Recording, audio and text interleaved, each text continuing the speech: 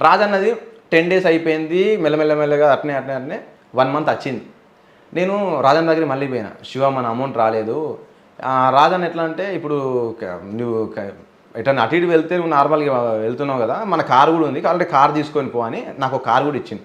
ఆయనంత మనకు ఎట్లా మన సాంగ్ కూడా చేసే ఉంది కదా, కారు కూడా తీసుకోపోని కారు కూడా నాకు ఇచ్చిండు.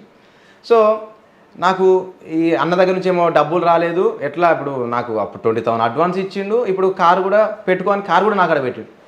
అటువంటి అప్పుడు సరే ఓకేలే అన్న ఇస్తలే అని మున్న దగ్గరికి వచ్చిన. మున్న అన్నది ఇట్లా ఇక రాలేదట అంటే, నాకు తెలుసు బావా అది రాదు, నాకు అదంతా అవసరం లేదు. సరే ఈ 1 month పక్కన పెడితే మీరు 6 లక్షలు ఆయనకి ఇయ్యాలా? అదే వస్తుంది ఇప్పుడు, ఇదే మీకు కావాల్సింది మెయిన్ ఇదే.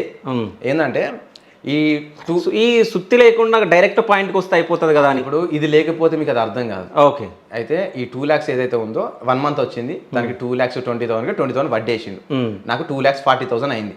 నెక్స్ట్ ఆ రాజానికి అమౌంట్ రాలే, నెక్స్ట్ ఇంకొక 1 month వచ్చింది, నాకు 2,40,000కి మళ్ళీ 24,000 నాకు వడ్డేసిండు. సేమ్ ఇట్లనే నాకు అది పడుకుంటూ పోతుంది. అది ఎట్లా రాజానికి ఓవరాల్గా ఒక 9 months పట్టింది ఆయనకు అమౌంట్ రానికి.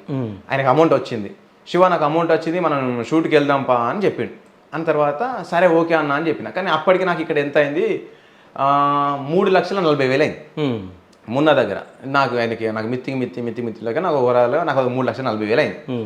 నేను ఆ ప్రాజెక్ట్ చేస్తే నాకు అమౌంట్ వస్తే అది తీసుకొని మున్నకి ఇస్తే నాకు క్లోజ్ అయిపోతుంది ప్రాజెక్టు. నాకు నెక్స్ట్ డేనే షూట్, ఎవరైతే ఉన్నారో ఆ ప్రొడ్యూసరు మేము డిఓపి అందరం కలిసి వేములవాడలో షూటు, వేములవాడకి వెళ్ళినాం.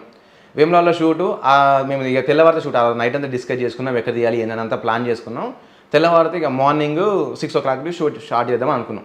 సడన్గా నాకు నైట్ 2 o'clock ఇంటికి నుంచి ఫోన్ వచ్చింది, నాకు సంథింగ్ ఇట్లా ఉన్నది హాస్పిటల్ రా అని.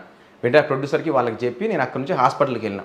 కట్ చేస్తే ఆ రోజు మార్నింగ్ నుంచి నేను ఏమనుకున్నాను అంటే, ఏదో నార్మల్ చిన్న ప్రాబ్లం ఏమో తొందర అయిపోతుంది వచ్చి షూట్లో చేయని అవుదాం అని అనుకున్నాను. అందుకే ప్రొడ్యూసర్ని వాళ్ళందరినీ అక్కడనే ఆపిన, వెళ్ళిన ఆ షూట్ చేసిన. అక్కడ హాస్పిటల్లో ఉన్నా. ఈ హాస్పిటల్లో ఉన్న తర్వాత మా నాన్న ఇది మెల్లమెల్ల సీరియస్ అవ్వకుండా వచ్చింది. 24 hours అయిపోయింది అక్కడే హాస్పిటల్లో ఉన్నా. నెక్స్ట్ డే మార్నింగ్ 8:30కో 8:40కో మా నాన్న చనిపోయింది.